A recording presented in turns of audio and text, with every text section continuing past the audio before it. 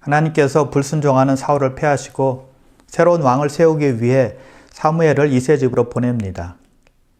이세가 먼저 큰아들 엘리압을 사무엘에게 보이게 되는데 그는 키도 크고 잘생긴 사람이었습니다.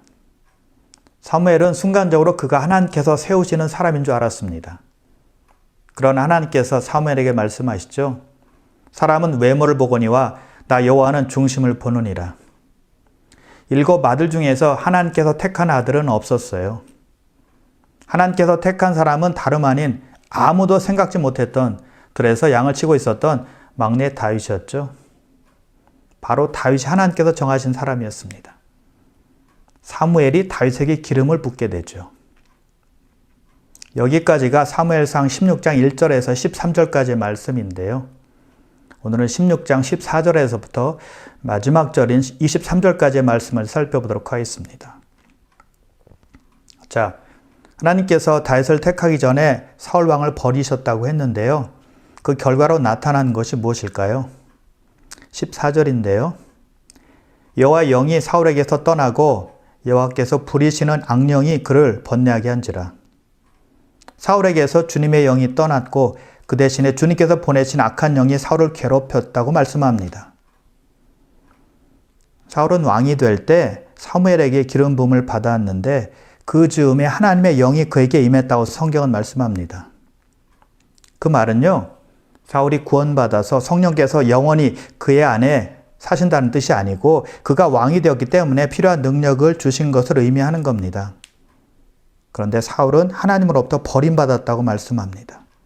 대신에 다윗이 기름 부음을 받았고 다윗이 여호와의 영으로 크게 감동되었다고 말씀하죠. 불순종하는 사울에게서 하나님의 영이 떠나고 이제는 다윗에게 부어진 겁니다. 사울은 더 이상 하나님께서 주시는 능력이 없습니다. 이제는 모든 일을 자신의 힘과 능력으로 해결해야 한다는 것이죠. 불순종으로 인해서 축복받은 것을 발로 차버렸기 때문이에요. 이것을 통해서 우리가 깨닫는 것이 있는데요.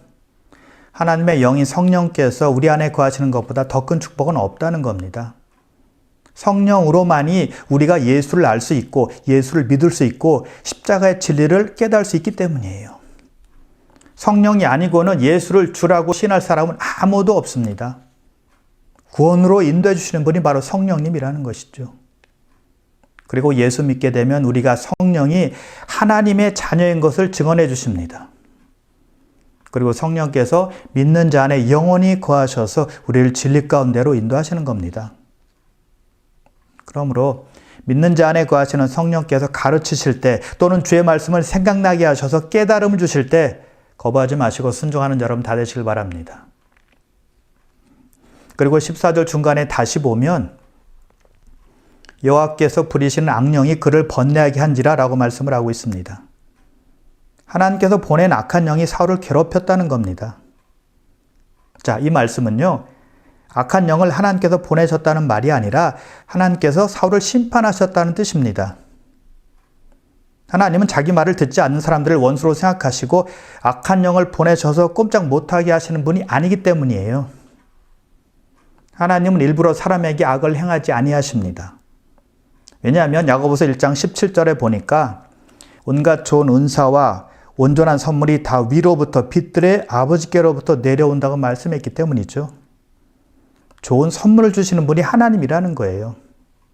그러나 하나님은 사람에게 보호의 손길을 거두 악을 허용하실 수는 있다는 겁니다. 그것이 바로 사울의 경우죠. 하나님은 교만함으로 반복해서 그의 명령에 불순종하고 성령을 거역한 사울을 버리신 것뿐만이 아니라 심판을 내리셨던 겁니다. 사울을 번뇌케 하는 하나님의 심판은 어떤 것이었는가 하면 정신 이상으로 인한 발작 같은 것이었어요. 한번 시작이 되면 불안정한 상태가 되고 사람을 적으로 삼고 심지어 아주 위협적인 행동까지 했죠. 18장에 보면 사울이 그 증상이 시작이 되자 수금을 타는 다윗에게 창을 던졌다고 했습니다. 다윗을 죽이려고 한 거예요.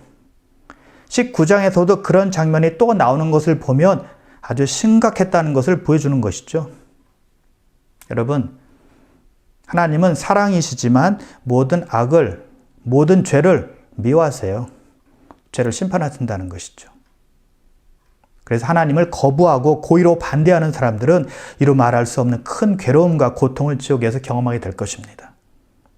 영원한 심판, 영원한 형벌이 기다리고 있다는 겁니다. 마가복음 9장 48절과 49절인데요. 거기에서는 구더기도 죽지 않고 불도 꺼지지 아니하느니라. 사람마다 불로써 소금치듯 함을 받으리라. 지옥은요, 불의 고통이 있는 곳입니다. 부자와 나사로 이야기에서 부자가 간 곳이에요.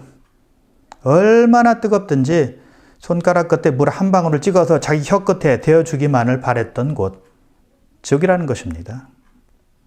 아이들을 겁주기 위해 상상으로 동화책에 그려놓은 것이 지옥이 아니라는 겁니다. 실제적으로 있는 장소예요. 우리가 하나님을 거부하면 하나님도 우리를 거부할 것입니다. 우리가 하나님과의 평화를 거절하면 우리는 평화를 잃어버리게 되는 겁니다.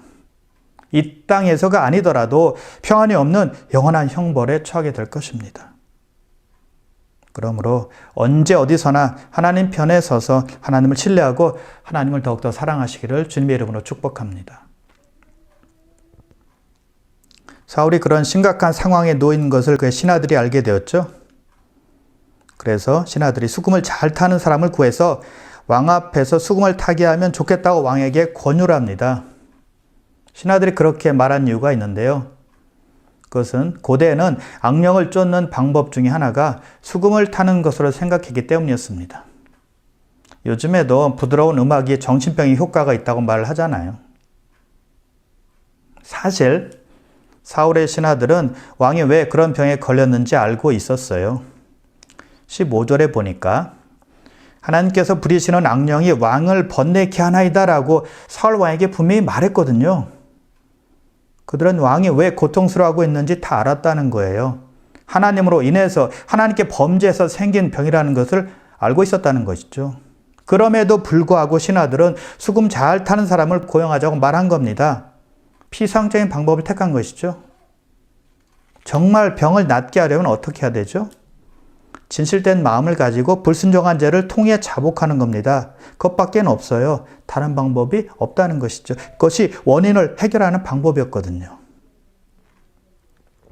스가랴 1장에서 하나님께서 이스라엘 백성에게 이렇게 말씀을 하세요. 너희는 내게로 돌아오라. 그리하면 내가 너에게로 돌아가리라. 우리가 하나님께로 돌아가면 하나님께서 우리에게 돌아오신다는 것입니다. 우리가 한 발짝 떼서 주님께 나아가면 하나님은 두 발짝 떼어서 우리에게 다가오시는 거예요. 신하들이 왕에게 그렇게 권유했어야만 했지만 영적인 문제를 수박 겉핥기식으로 고치려고 했던 것이죠. 근본 원인을 무시한 것이고 잘못 처방한 것입니다. 심장 수술을 해야 된다고 진단이 나왔는데 심장을 진정시키는 약만 주는 꼴이 된 것입니다. 그래서 여러분, 우리가 다른 사람이 영적인 문제로 시달리고 있다는 것을 알고 있다면 표면적인 대처가 아니라 바른 처방을 권유할 줄도 알아야 한다는 것이죠. 사실 남에게 바른 말 해주는 것은 말처럼 쉽지는 않습니다. 상대방이 어떻게 받아들일지 모르기 때문이에요. 충고해주는 사람에게 기분 나빠하며 나쁜 감정을 가질 수 있기 때문에 참으로 망설여지는 거죠. 말했다가는 그 사람과 사이가 안 좋아질 수 있기 때문입니다. 부부 사이에서조차도 힘들어요. 그래서 먼저 우리는 나 자신이 부족하기 때문에 영적인 문제를 다른 사람으로부터 조언을 받을 수 있다라고 생각할 줄 알아야 된다는 것이죠. 나는 완전하지 않기 때문에 내가 깨닫지 못하는 것을 다른 사람을 통해서 깨달을 수 있고, 그래서 나에게 충고나 조언을 할 수 있다는 것을 알아야 한다는 것이죠. 그런 사람이 성숙한 사람이에요. 충고를 받아들이는 사람이 인격의 사람이고 지혜로운 사람이라는 것이죠. 대개 사람은 남에게 충고받는 것 좋아하지 않아요. 내가 잘못한 것을 알아도 누가 나에게 뭐라고 하면 기분 나빠하죠. 자기가 뭔데 나에게 이래라 저래라 해. 이렇게 반응하잖아요. 그런데 누가 진실된 충고를 해줄 때 받아들이는 사람은 발전 가능성이 아주 큰 사람이에요. 신앙의 성수를 이룰 수 있는 것입니다. 변화되고 열매 맺는 사람이 될 수 있는 거예요. 반대로 누가 나에게 바른 말을 했는데도 불구하고 기분 나빠하고 화를 내며 거부한다면 신앙의 성수는 이미 물 건너간 사람이라고 봐야 되는 거예요. 인격이 절대 자라나지 않습니다. 잠언 13장 18절인데요. 훈계를 저버리는 자에게는 궁핍과 수욕이 이르거니와 경계를 받는 자는 존영을 받으리라. 충고를 무시하는 자는 가난과 수치를 당하지만 책망과 충고를 받아들인 사람은 존귀하게 된다고 말씀하고 있는 것입니다. 그래서 훈계나 충고를 멸시하는 자는 미련한 자여 거만한 자라고 성경은 말씀하고 있는 것이죠. 신하들이 사울 왕에게 처음 한 말 있죠. 하나님께서 부리시는 악령이 왕을 번뇌케 하나이다 라는 말을 제대로 들었다면, 그리고 그 전에 사무엘이 사울 왕에게 한 말이 있어요. 왕이 여호와의 말씀을 버렸으므로 여호와께서도 왕을 버렸나이다 라는 말을 듣고 자신의 불순종을 회개하고 하나님께 돌아왔다면 사울이 그렇게 비참한 인생이 되지는 않았을 것입니다. 그래서 잠언 6장 23절에 보니까 훈계의 책망은 생명의 길이라 라고 말씀하고 있는 것이죠. 생명까지 연결되는 것이 바로 충고요 훈계라는 겁니다. 누가 나에게 충고하면 들을 때는 기분 나쁘고 자존심 상할 수 있죠. 그럼에도 불구하고 듣고 고친다면 그 사람은 승리하는 사람이 되는 겁니다. 지혜 있는 사람이고 성숙한 사람이고 하나님께서 기뻐하는 사람이 되는 거예요. 그런 사람은 나날이 발전하고 성장하는 사람이 되는 것이죠. 그리고 조언하는 사람은 기도하며 지혜롭게 행동해야만 합니다. 누구의 말과 행동이 보기 싫으니까, 꼴 보기 싫으니까 조언하는 것은 아무런 효과가 없는 겁니다. 역효과만 나는 것이죠. 상대방과의 사이가 아주 나빠질 수도 있는 것입니다. 그런 마음으로 조언한다면 말하지 않는 편이 훨씬 더 나을 것입니다. 칭찬할 것은 칭찬해 주면서 사랑하는 마음과 그 사람을 위해서 진실된 마음을 가지고 말해준다면 좋은 결과를 기대할 수 있는 것이죠. 그래서 사울 왕은 신하들의 말을 잘 새겨 들어야만 했다는 것이죠. 그리고 신하들은 사울의 병이 하나님과 관계에서 비롯되었다는 것을 알았기 때문에 수금 타는 사람을 권유하기보다는 하나님께 나아가서 회개하는 길밖에 없습니다 라고 조언을 했어야 했다는 것이죠. 그러나 그렇게 하지 못했습니다. 병을 초기에 고쳤어야 했지만 기회는 영영 사라지고 만 겁니다. 이제 사울은 신하들에게 수금 잘 타는 사람을 구하여 자기에게 데리고 오라고 말하죠. 그러자 그 말 듣고 있었던 한 소년이 즉시 이렇게 말합니다. 여기 소년이라고 되어 있는데 종을 말하는 겁니다. 그 종이 이렇게 말하죠. 내가 베들레헴 사람 이새의 아들을 본즉 수금을 탈 줄 알고 용기와 무용과 구변이 있는 준수한 자라. 여호와께서 그와 함께 계시더이다 라고 하면서 이새의 아들을 사울에게 소개합니다. 누굽니까? 다윗이에요. 그 종은 다윗을 몇 가지로 이렇게 소개하는데요. 첫 번째, 다윗은 수금을 잘 탄다고 했습니다. 수금은 보통 하프보다 약간 작은 사이즈의 하프를 말하는 거죠. 작은 하프로 생각하면 됩니다. 다윗은 수금을 잘 타는 사람이었다고 했는데요. 원래부터 잘 탔을까요? 물론 재능이 있었을 수도 있습니다. 그런데 어떤 사람도 연습 없이 악기를 잘 다룬 사람은 아무도 없습니다. 타고난 재능이 있는 사람이 있긴 하지만 중요한 것은 연습이에요. 연습이 없으면 재능이 있어도 그 재능은 썩고 마는 거니까요. 다윗은 악기를 많이 연습했던 사람이었다는 거예요. 그래서 능숙하고 노련하게 수금을 타는 사람이 된 겁니다. 자, 우리가 알다시피 다윗은 양치는 목동이었죠. 언제 시간이 그렇게 많아서 그렇게 수금을 연습했을까요? 여가 시간에 했을 거예요. 그래서 양을 칠 때, 시간이 날 때마다 수금을 연습했을 겁니다. 작은 하프니까 쉽게 들고 다닐 수 있었을 거예요. 연습하고 또 연습했을 때 수금을 잘 타게 되었다는 것이죠. 그럼 마찬가지로 영적인 일도 연습이 필요한 겁니다. 그럴 때 습관화 될 수 있는 거예요. 습관화가 되면 자연스럽게 경건의 삶을 살 수 있는 것입니다. 자연스럽게 기도하고 자연스럽게 말씀 읽고 자연스럽게 큐티하고 자연스럽게 예배에 참석할 수 있게 된다는 겁니다.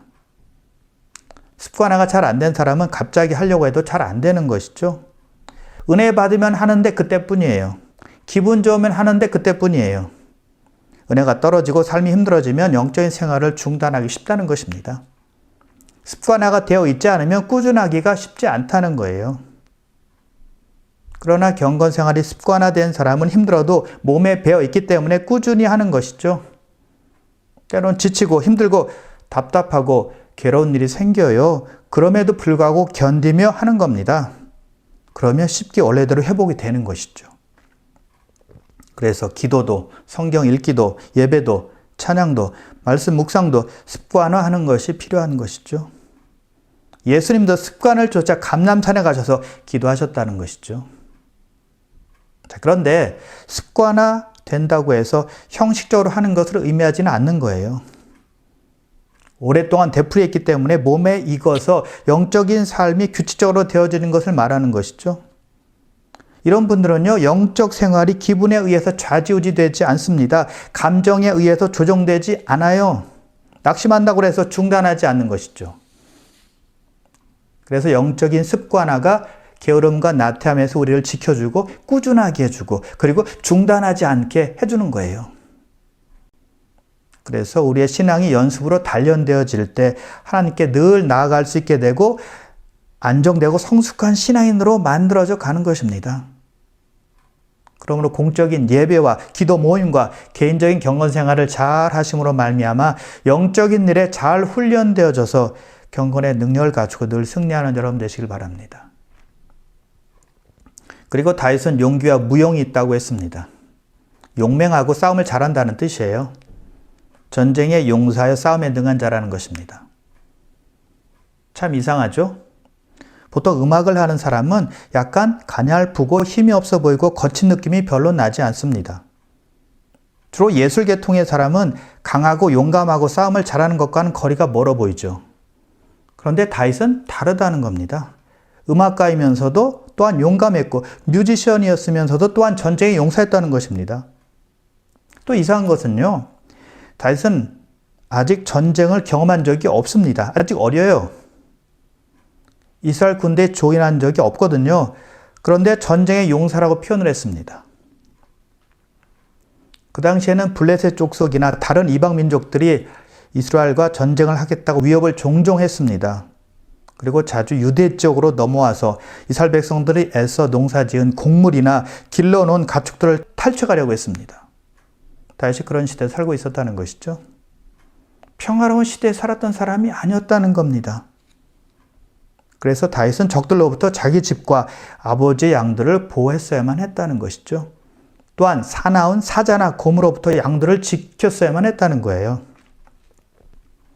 다음 17장에 보면 다윗이 골리앗과 싸우기 전에 사울 왕에게 하는 말이 있었어요. 이렇게 말합니다. 주의 종이 아버지의 양을 지킬 때 사자나 곰이 와서 양떼에서 새끼를 물어가면 내가 따라가서 그것을 치고 그 입에서 새끼를 건져내었고 그것이 일어나 나를 해하고자 하면 내가 그 수염을 잡고 그것을 쳐 죽였나이다. 다윗은 들짐승으로부터 양을 보호하고 지켰고 새끼를 물어가는 짐승은 끝까지 쫓아가서 새끼를 건져내었고 그리고 자기를 해코자 하는 짐승은 그냥 두지 않고 수염을 잡아서 쳐 죽였다고 했습니다. 그런 이유로 인해서 사람들이 다윗을 전쟁에 능한 용맹스러운 용사로 생각을 했던 것이죠. 그리고 다윗은 구변이 있다고 했습니다. 구변이 있다는 말은 신중하게 말하는 것을 뜻합니다. 다윗이 사울의 궁전에서 섬길 때 잘 준비되어진 것은 입을 잘 조절했기 때문이었죠. 왕궁은 무수히 말을 많이 듣는 곳입니다. 그래서 혀를 잘 지키는 것이 굉장히 중요하다는 거예요. 다윗이 그것을 잘한 겁니다. 높은 지위에 있는 사람일수록 혀를 조심하는 것이 얼마나 중요한지 몰라요. 옛날 조선시대를 배경으로 하는 사극을 보십시오. 입을 잘못 놀려서 자기는 물론이고 패가 망신하는 신하가 얼마나 많았습니까? 귀양을 가기도 하고 죽기도 하고 자기 가족들은 종으로 팔려가기도 했잖아요. 지금 정치인들을 보면 한번 말 잘못했다가 큰 곤욕을 치르는 경우가 많이 있습니다. 말 잘못하면 뉴스 매체도 가만히 있지 않는 거죠. 사람들은 분노하고 그 정치인을 비판하는 거죠. 그래서 사람은 말해야 할 때와 말하지 말아야 할 때를 잘 구분해야 하는 것입니다. 그런 사람이 지혜로운 사람이에요. 다윗의 고백을 들어보십시오. 시편 19편 14절입니다. 내 입의 말과 마음의 묵상이 주님 앞에 연락되기를 원하나이다. 내 입의 말이 언제나 주님의 마음에 들기를 원하나이다 라는 뜻이죠. 내가 하는 말이 주님 보시기에 흡족하기를 소원하나이다 라고 기도하고 있는 것입니다. 여러분의 기도와 간구 가운데 이런 소원이 포함되시기를 바랍니다. 내가 평소에 하는 말이 주님 앞에서 하는 것이고 주님께서 들으신다고 생각한다면 신중하게 한 번 더 생각하고 말할 수 있을 것입니다. 어떤 분들은 짜증이 입에 붙어있는 분들이 있죠. 슬쩍 부딪히기만 해도 입에서 고운 말이 안 나옵니다. 그런 태도 우리가 좀 버려야 돼요. 억지로라도 참아야 되고 기도하며 참아야 되고 혀를 깨물면서라도 참아야 되는 것입니다. 성령 의지해서 참아야 돼요. 하나님의 사람들은 거룩한 혀를 가지고 있는 사람들입니다. 함부로 말하지 말고 남이 없는 데서 남 흉보지 말고 험담하지 말고 쑥덕거리지 않는 사람들이에요. 쌍스럽고 천박한 말도 하지 않는 사람들이죠. 사실이 아닌 말도 지어서 하지 않는 사람들이 바로 하나님의 사람들이라는 것이죠. 그런데 우리 모두가 부족한 것이 혀를 조절하는 거예요. 말을 조심하는 것, 말을 신중하게 하는 것, 이것은 아무리 강조해도 지나치지 않다는 거예요. 말을 해야 될 때는 꼭 하고 하지 말아야 될 때는 하지 않는 사람을 보면 참 존경스럽죠? 부럽습니다. 사람들 중에는 태어날 때부터 잘생긴 사람이 있고 예쁜 사람이 있습니다. 그렇죠? 외모가 좋은 사람들이 있다는 것입니다. 근데 반대로 그렇지 못한 사람들도 있어요. 그래서 외모는 우리 마음대로 우리 능력으로 할 수 있는 것이 아니라는 거예요. 그런데 우리가 할 수 있는 것이 있습니다. 말을 조심하면 말을 은혜롭게 할 수는 있다는 겁니다. 그러면 우리가 있는 곳마다, 우리가 가는 곳마다 하나님 영광을 더 나타낼 수가 있는 거죠. 우리가 믿는 사람으로서 좀 더 말을 조심해서 하고 부드럽게만 해도 사람들이 우리를 통해서 하나님을 조금씩 느끼고 알아가게 될 것입니다. 저 사람 속에서 역사하시는구나 라고 깨닫게 되는 겁니다. 말하는 것을 보면 금방 알 수 있거든요. 여러분의 배우자에게, 자녀들에게, 부모님들에게, 여러분이 아는 모든 사람들에게 좀 더 신중하게, 좀 더 부드럽게 상처 주지 않는 말을 해보시길 바랍니다. 하루에 한 번씩 노력해 보십시오. 한 달만 지나도 엄청나게 달라지는 것을 느끼게 될 것입니다. 가장 가까운 사람들에게 트라이 한번 해보십시오. 혹시 너무 가까워서 함부로 말했던 사람이 있습니까? 오늘부터 한번 시작해 보시길 바랍니다.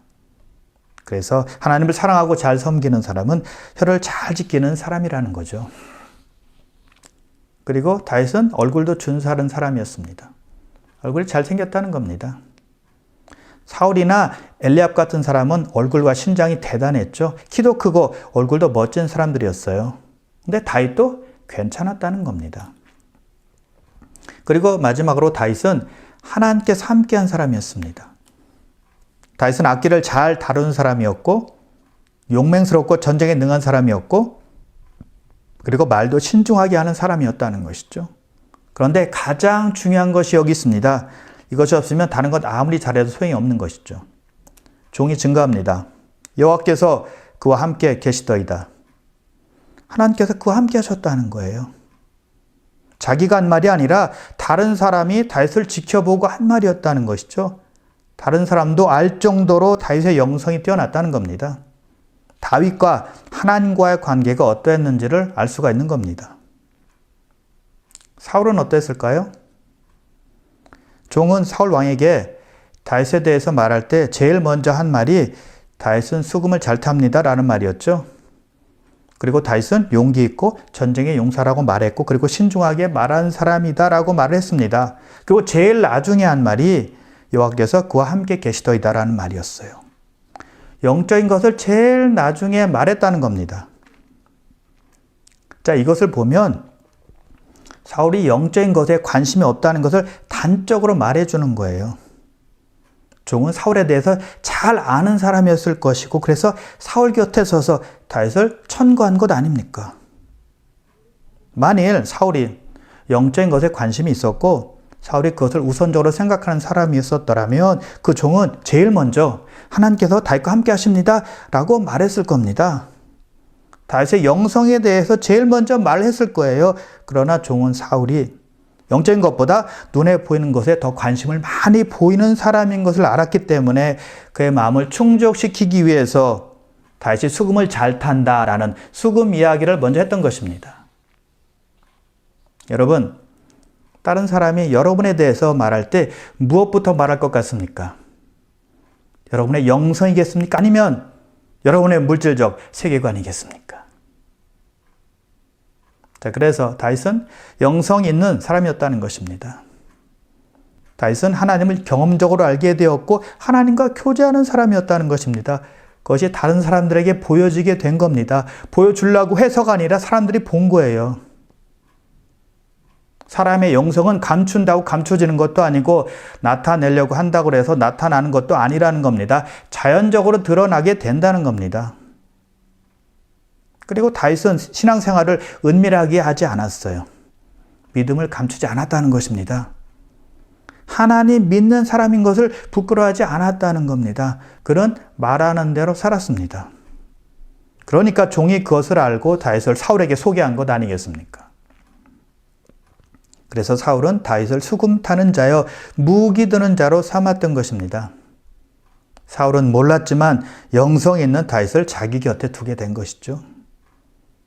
그래서 다윗이 수금을 탔지만 그냥 수금만 탄 것이 아니었어요. 기도하며 믿음으로 탔을 것입니다.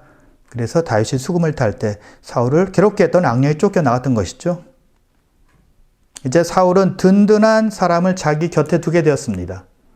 수금 잘 타죠? 용맹하죠? 말도 신중하게 하죠?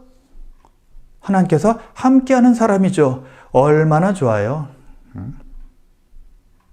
사울은 다윗이 켜는 부드럽고 스윗하고 아름다운 수금의 선율을 들을 때 자신을 심적으로 괴롭게 했던 것에서부터 상쾌하게 낫는 역사를 체험하게 되었습니다. 사울에게는 정말 행복한 순간이었을 거예요. 그런데 문제는 그것이 오래가지 않았다는 것이죠. 얼마 안 있어서 다윗이 수금을 탈 때 사울이 창을 던져서 다윗을 죽이려고 했다는 거예요. 왜 그랬을까요? 왜 그런 증상이 또 나타났을까요? 이유는 한 가지입니다. 근본적인 것이 해결이 되지 않았기 때문이에요. 다윗이 아무리 영적으로 뛰어난 사람이라 할지라도 그래서 사울을 도울지라도 근본적인 치료는 안 되는 겁니다. 사울이 자기 지은 죄를 회개하고 하나님과 바른 관계가 되지 않고는 사울의 문제는 해결될 수가 없었다는 것이죠. 우리도 마찬가지입니다. 우리를 행복하게 해주고 편안하게 해주고 즐겁게 해주는 것이 세상에 많이 있어요. 그런데 그런 것들이 근본적인 영적인 문제를 해결해 주지는 않는다는 것입니다. 그냥 피상적인 것들이에요. 일시적으로 기분 좋게 해주는 것들이라는 겁니다. 그래서 우리의 근본 문제인 죄를 해결해 주시기 위해서 오신 예수 그리스도를 믿는 길 외에는 다른 방법이 없는 것입니다. 그럴 때 하나님과 진정한 평화가 이루어지는 것입니다. 거기서부터 시작이 되어야 한다는 것입니다. 그래서 반석 대신 그리스도로 기초 삼고 그 위에 영적인 집을 지을 때 결국 무너지지 않는다는 것을 다시 한번 기억하는 여러분 되시길 바랍니다. 그리고 믿을 때 우리 안에 들어오신 성령 의지하고 그분의 인도함을 받을 때 풍성한 삶을 살아가게 된다는 것을 믿으시길 바랍니다. 그러므로 사랑하는 귀한 성도 여러분, 우리 신앙의 처음과 나중 되시는 예수 그리스도를 온전히 믿고 우리와 늘 동행하시기를 원하시는 하나님을 더욱더 신뢰하며 더욱더 사랑하시기를 주님의 이름으로 축원합니다.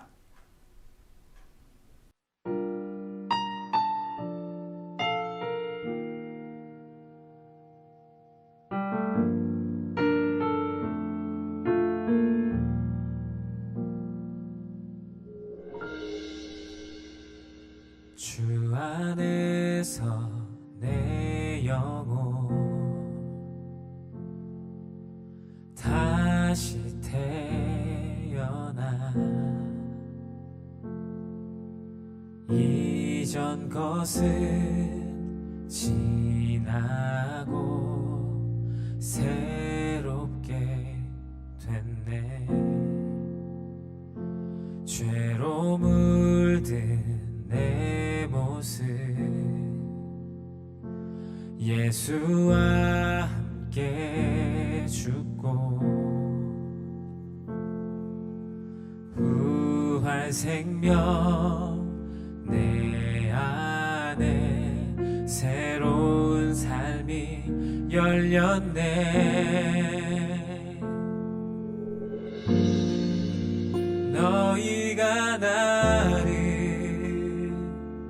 택한 것이 아니요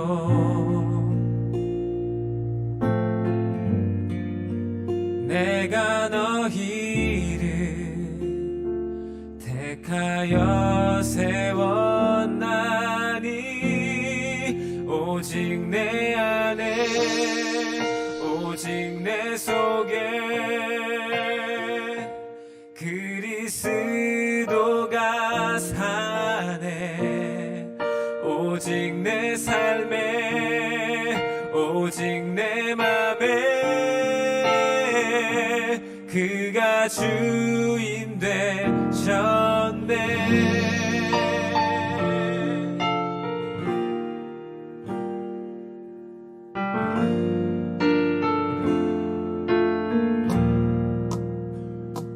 죄로 물든 내 모습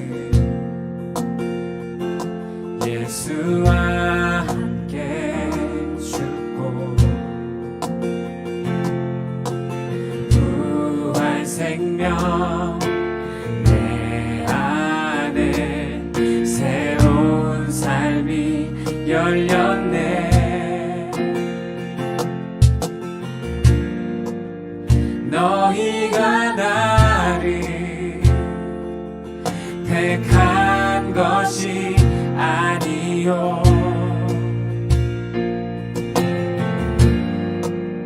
내가 너희를 택하여 세웠나니 오직 내 안에 오직 내 속에 그리스도가 사네 오직 내 삶에 오직 내 맘에